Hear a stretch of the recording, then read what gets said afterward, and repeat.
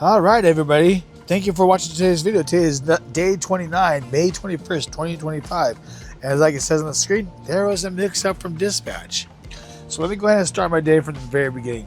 So I started my day off today in Baker City, Oregon, which is, I want to say, a good 5 to 6 hours away from Richfield. And then I had to go up to Kent, Washington to make my first delivery. But the thing is, my first delivery is not until tomorrow morning, today as of the posting of this video.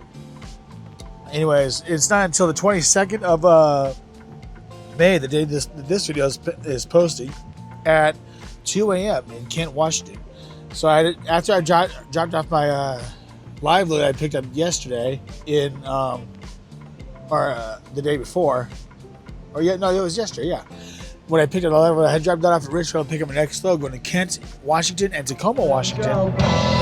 And my first stop was supposed to be in Kent at 2 a.m. tomorrow morning. I'm recording this video today when this video posts today at 2 a.m. Anyways, I get to my first stop, and I pull in behind the building. And I go in and go check in like I always do at the store, even though my appointment is not until tomorrow morning. I like to go and check in with the store manager. Anyways, let them know that hey, I'm here, I'm on time. Let's get it started tomorrow morning at our appointment time. I went in and go check with them. Hey, 2 a.m. And the store manager's like, oh no, 2 a.m. No, we can't do that. We're not going to have any staff here at 2 a.m. Can we do 5 a.m.? I was like, yeah, I'm pretty sure we could. Let me just go ahead and go talk to dispatch about that real quick. So I went out and called up dispatch, and as I'm talking with them on the phone, I'm walking back to the store so that way the store manager can actually hear that I'm conversating with the dispatch. He's like, hey, I'm at the stop.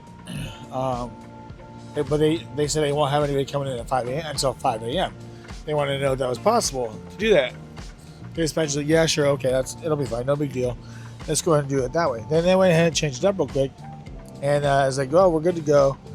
And then I was telling him, I was like, yeah, it's not that big a load tomorrow. It's one of the, I always like to give the store an idea of how many cases or how many pallets I have. And in this case, about 7 or 8 pallets full of freight, about 150 cases of pallet or so. Excuse me. So it comes out to be about just over 1,000 cases. So that's where I got my estimate. I told him, I was like, it's only about 1,000 cases, so it should go pretty quick. Give it a few hours, 2 or 3 hours, depending on how many people y'all have. Like, no, hold on. We're supposed to have like 3,000 cases. I was like, that's really weird because my second stop has like just over 3,000 cases. And I'm like, let me go get my paperwork real quick and go double check to see if we're on the right page because I want to show you what I have and I want to see what you guys have on your end. So I went ahead and did that. I went back to my truck to go grab the paperwork to look to see what they actually have. All right, so I go back to my truck because I left the paperwork in there. Usually I carry my paperwork into the store to let them know, hey, I'm the truck driver, so that way they know who I am. Especially when I go to like a new store, not a new store, but a store that I have never been to before. In this case, I've never been to either store I'm going to tomorrow. And I'm like, yeah, I had my paperwork when I first went to the store, but when I went back to my truck, I went back to grab my phone and call dispatch and tell them about the whole time thing. And I just ended up leaving the paperwork in there because by this time I figured they already know who I am. They already know I'm here for a truck tomorrow morning. So I don't need to bring the paperwork with me. And I'll just go ahead and get the paperwork over to whoever the freight manager is tomorrow morning. And I pull out the paperwork and I look at the piece count. I'm like, yeah, my paperwork says it's only like 1,000 cases. Now I look at the address, I look at the store number, I was like, wait, that doesn't seem right. Because I found out that the address that I actually had on the physical paperwork was different than the address that I actually had on my tablet. So I was like, what the heck? But I went through everything else. Like I went through like the route number, the store number, the number for the packet. There's a packet. There's a number on each packet that I give to the guard check, and they in turn give me the packet for the trailer that I need. I got the right trailer. I got everything I need. So I'm confused. So I call up dispatch again. It's like, hey, I got a problem here. My first stop, the address does not match the address I actually have on the physical paperwork. Which stop do I need to go to? By the time I got a hold of someone at dispatch, I had already looked up the address they had on my paperwork, and it's only like 2.5 miles away, so it's not very far. So it's not, I'm not very far, and it's not a big deal. I just want to make sure that I'm actually at the right store, because I want to spend the least amount of time driving as I possibly can tomorrow, because I want to spend more of my time earlier in the day getting my trailer unloaded. So he goes into his like, oh crap, I messed it up.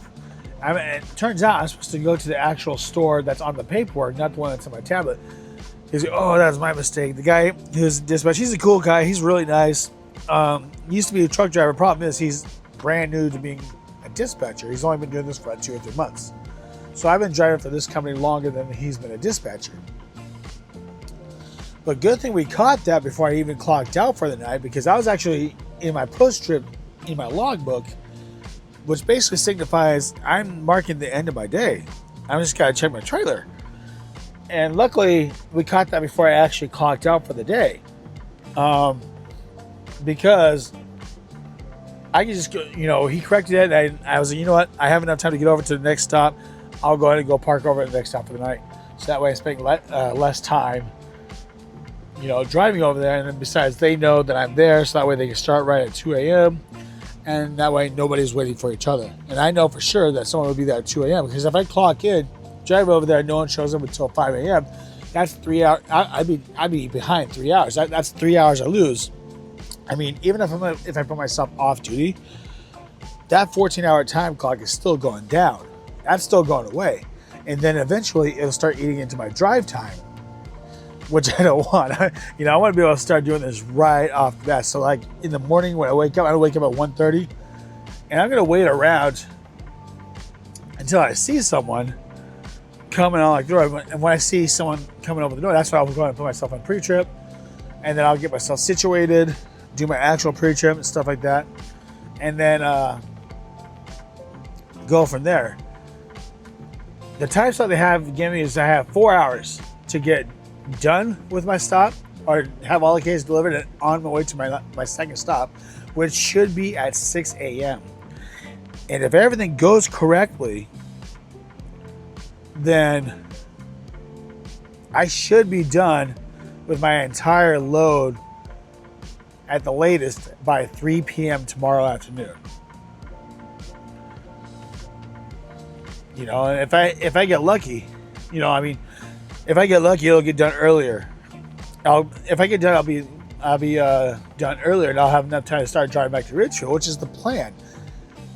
If I have at least 3 hours left of my 14-hour clock, then by the time when I finish up my second stop in Tacoma, I'm gonna at least drive part of the way back down to Ridgefield, and see if I can park at the Love's gas station. That's about an hour away from there. And if I can, I'll go ahead and do this. That way, tomorrow or the next day when I start driving back, I'll probably end up getting to at least Bliss, Idaho. Obviously, my end goal every Friday night is to get to at least Twin Falls, Drama, park at the gas station there, and head out early on Saturday morning, so that way my wife doesn't have to be late for work. Anyways, I would like to thank everybody for watching today's video. I know, again, using the same clips, I don't have a card reader, and I know that when this video goes public right away, my end card, you won't be able to see any clickable links yet, even though the screen is telling you to do so. I'll go ahead and add those in once I actually have access to the internet, because when I post these videos, I post them on my iPad, and I can't do that unless I'm on a physical laptop. So I'll add those in once I'm connected to the internet. I have my laptop with me, but I need to be connected to the internet to have that. Whereas where I'm at now, I want to be able to have these videos posted by 6 a.m. local time, 7 a.m. Mountain Standard Time, so 6 a.m. where I'm at now since I'm on the West Coast. So anyways, thanks for watching today's video, and we will be back tomorrow. Tomorrow's going to be a delivery day, so it might be a pretty short video. Anyways, thanks for watching, everybody. We'll talk to you in the next video. Bye. Hey everybody. Everybody watching has to subscribe. Subscribing is cool. Thanks.